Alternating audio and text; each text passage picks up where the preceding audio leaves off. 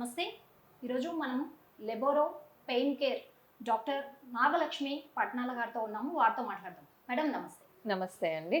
Madam ఈ మధ్యకాలంలో నడుస్తుంది పిఆర్పి ట్రీట్మెంట్. దాని గురించి ఏం చెప్తారు? Starting with PRP. పిఆర్పి అంటే ప్లేట్లెట్ రిచ్ ప్లాస్మా అండి. దాన్ని రీజనరేటివ్ థెరపీస్ అంటాం. సో మన బాడీలోనే కొన్ని రక్త కణాలు ఉంటాయి. వాటికి ఏంటంటే బాడీలో ఇంజరీ అయిన చోట వాటిని స్కాన్ చేసి అదే ప్లేస్లో ఇంజెక్ట్ చేస్తే దాన్ని హీల్ చేసే ప్రాపర్టీస్ ఉంటాయి. సో పిఆర్పీస్ యాక్చువల్లీ చాలా వాటికి వాడతాం. ఇన్ఫ్యాక్ట్ ఈవెన్ హెయిర్ గ్రోత్కి కూడా వాడతాము, బాల్నెస్ అది ఉన్న వాళ్ళకి. బట్ అంటే పెయిన్ రిలేటెడ్ ఇష్యూస్లో ఏంటి అంటే మజిల్ ఇంజరీస్ ఉన్నా, టెండాన్ ఇంజరీస్ ఉన్నా, ఆర్థరైటిస్ ఉన్నా, ఎపికాండాలైటిస్ అంటాం, ఎల్బో దగ్గర టెండాన్ పెయిన్, డయాబెటిక్స్లో కామన్గా చూస్తాం ప్లాంటార్ ఫేషియైటిస్ అండ్ ఆస్టియోఆర్థరైటిస్, వీటన్నిటికి కూడా పిఆర్పి ట్రీట్మెంట్స్ హెల్ప్ఫుల్ ఉంటాయి. PRP is only one part of regenerative therapy అండి. మీకు దాంట్లో గ్రోత్ ఫ్యాక్టర్ కాన్సన్ట్రేట్ థెరపీస్ కూడా ఉంటాయి and bone marrow aspiration concentrates కూడా ఉంటాయి. బేసికల్గా stage of the disease, severity of the disease, వీటి బట్టి పిఆర్పి వాటికి వాడచ్చో లేదో డిసైడ్ చేస్తాం. అంటే మోస్ట్లీ ఇప్పుడు ఆర్థరైటిస్ లో కూడా స్టేజెస్ ఉన్నాయి. సో దానికి కూడా ట్రీట్మెంట్స్ మేము అందిస్తాం త్రూ స్టెరాయిడ్స్ అనేసి అంటున్నారు. సో అది ఏ స్టేజెస్ వరకు తీసుకుంటే బాగుంటుంది? అసలు ఏ స్టేజ్ నుంచి స్టార్ట్ చేస్తారు అది? స్టిరాయిడ్స్ కన్నా ఇప్పుడు ఆర్థరైటిస్ వీటన్నిటికి రీజనరేటివ్ థెరపీసే బెటర్ ఆప్షన్ అండి. సో రీజనరేటివ్ థెరపీస్లో కూడా అర్లీ స్టేజెస్లో మీకు మంచి రిజల్ట్స్ ఉంటాయి. లేట్ స్టేజెస్కి వచ్చేసరికి రిజల్ట్స్ చాలా వేరియబుల్ అయిపోతాయి, కొంచెం తక్కువ రిజల్ట్స్ ఉంటాయి. సో అర్లీ స్టేజెస్లో మీరు పిఆర్పికి వెళ్తే మీకు ఫ్యూచర్లో నీ ఇష్యూస్ లేకుండా we can protect our cells. So అంటే నీ పెయిన్ స్టార్ట్ అయినప్పుడే దాన్ని ప్రాపర్గా ఎవాల్యుయేట్ చేసుకుని దాని ప్రివెంటివ్ మెజర్స్ చూసుకుని and then you can go for a regenerative therapy. మనం మరి స్టార్టింగ్ స్టేజెస్లో ఈ ఆర్థరైటిస్లో if you go for physiotherapy or like that, so అక్కడ తగ్గే ఛాన్సెస్ ఉంటాయి కదా? ఉంటాయండి, ఉంటాయి, డెఫినెట్గా ఉంటాయి. అదే చెప్తున్నా, అందుకని preventive aspect is very important.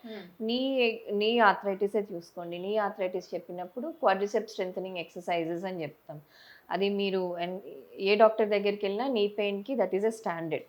Unless it is a tendon or ligament injury, acute injury ఉంటే తప్పితే కానీ, లేకపోతే ఆర్థరైటిస్ నీకైతే డెఫినెట్గా ఎక్సర్సైజెస్ చెప్తాం. But there is a stage when are they are few people who are very sensitive to pain where ఫిజియోతోటి కూడా pain తగ్గకపోవచ్చు, లేదు ఫిజియో కన్నా ఒక స్టేజ్ దాటి ఉండొచ్చు. సో వాళ్ళలో ఏంటి అంటే ఆర్థరైటిస్లో కూడా 4 స్టేజెస్ ఉంటాయండి. సో అర్లీ స్టేజెస్లో yes, PRPs do work. Okay okay.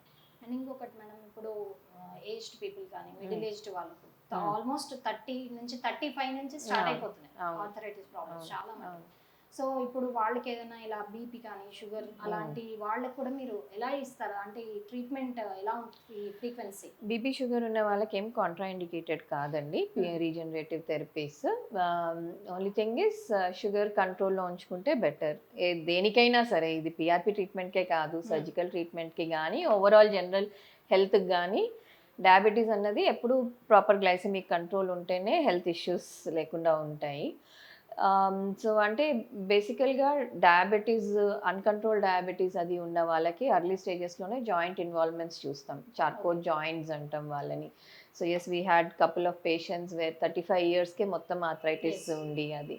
So అది 35 ఇయర్స్కి నీ రీప్లేస్మెంట్ అందరూ యాక్సెప్ట్ చేయరు, రైట్? సో వాళ్ళకి if it is in stage 2 arthritis but చాలా సివియర్ పెయిన్ ఉంది, patient was only 35 years, so అప్పుడు we controlled the sugar levels, we went for a PRP and radio frequency ablation అంటాము. దాంట్లో ఏంటి అంటే nerves supplying the జాయింట్ని చిన్నగా నమ్ చేస్తాము సో దట్ పెయిన్ తెలీదు. పిఆర్పి ఏంటంటే మీ కార్టిలేజ్ రీజనరేషన్కి హెల్ప్ చేస్తుంది. Radio frequency ablation will help you to control the pain. And ఇప్పుడు ఇది చూసుకుంటే హిస్టరీ ఉంటుంది, పేషెంట్ హిస్టరీ అంటే ప్రీవియస్ హిస్టరీ ఉంటుంది. ఆ హిస్టరీని బట్టి ఇప్పుడు వాళ్ళు ఆ హిస్టరీని తీసుకొస్తే దాన్ని బట్టి మీరు మీ ట్రీట్మెంట్ ఎలా ఉంటుంది? అసలు మీకు ఏమైనా స్పెషల్గా దీనికి ఏమైనా టెస్ట్లు అవి చేస్తారా?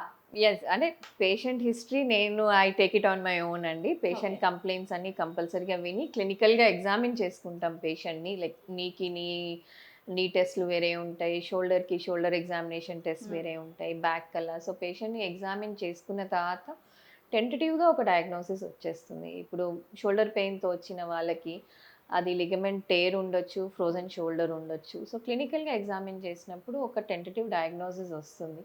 దాన్ని బట్టి we advise any test if further required, and treatment కూడా కాజ్ని బట్టే ఉంటుంది. Okay. And what about this sciatica pain అంటే దానికి చాలా సివియర్గా ఉంటుంది ఆ పెయిన్. చాలా మంది అంటూ ఉంటారు, అంటే ఐ నో ఐడియా, బట్ మీ దగ్గర నుంచి క్లారిటీ తీసుకోవాలి. కాలు చిన్నగా కూడా అయిపోయే ఛాన్సెస్ ఉంటాయి సయాటికాలో. అలా ఏమి ఉండదండి. అంటే షియాటికా వల్ల కాదు కానీ అన్‌కంట్రోల్డ్ అయిపోయినప్పుడు మీరు నడిచే ద వే యూ వాక్ అంటే మీరు బెండ్ అయిపోయి నడుస్తూ ఉంటారు కాబట్టి మీ ఫుట్ లెంత్ డిస్క్రిపెన్సీ ఉంటుంది. బట్ బేసికల్‌గా అంటే బ్యాక్ పెయిన్ వచ్చినప్పుడు అందరూ దాన్ని షియాటికా అంటారు. బట్ అన్ని బ్యాక్ పెయిన్స్‌కి sciatica is not the cause అండి. బ్యాక్‌లో కూడా జాయింట్స్ ఉంటాయి, మజిల్స్ ఉంటాయి, స్కిన్ సబ్క్యూటేనియస్ టిష్యూస్ అన్నీ ఉంటాయి. సో ఉన్న స్ట్రక్చర్స్ అన్నీ క్యాన్ కాజ్ పెయిన్. లైక్ స్పైన్లో ఉన్న joints can cause a back pain, muscles can cause a back pain, and disc can also cause a back pain. Disc వల్ల వచ్చే పెయిన్ని జనరల్గా షియాటికా అంటాము. నడుము నుంచి కాలు వరకు లాగుతున్న ఫీలింగ్, తిమ్మిరి వస్తున్న ఫీలింగ్, నమ్నెస్ వస్తున్న ఫీలింగ్ ఉంటుంది.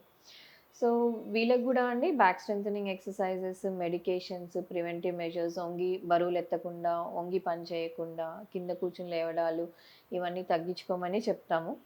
బట్ మూత్రం ఇబ్బంది ఉన్న, సెన్సేషన్ మొత్తం పోయినా, నడవలేకపోతున్న, మజిల్ వీక్నెస్ ఉన్న, స్కాన్ చేసినప్పుడు ఏమైనా ట్యూమర్ ఉన్నా, ఫీవర్ ఉంది, వెయిట్ లాస్ ఉంది, వీళ్ళకైతే compulsory a scan and surgery is a must. But most of the cases అవి that is one extreme. Most of the cases ఏంటంటే మెడిసిన్స్, ఫిజియో తోటి సెట్ అయిపోతాయి and proper posture management, preventive measures తోటి. But there is one group between both these extremes where medicines తీసుకుంటున్నా, exercises చేస్తున్నా set అవ్వట్లేదు, అలా అని సర్జరీ అవసరం లేదు. సో వాళ్ళల్లో కూడా స్పైన్కి ఇంజెక్షన్స్ ఉంటాయండి, where you get very good relief, followed by preventive measures and all. Me life style change డెఫినెట్గా ఉంటుంది. అయితే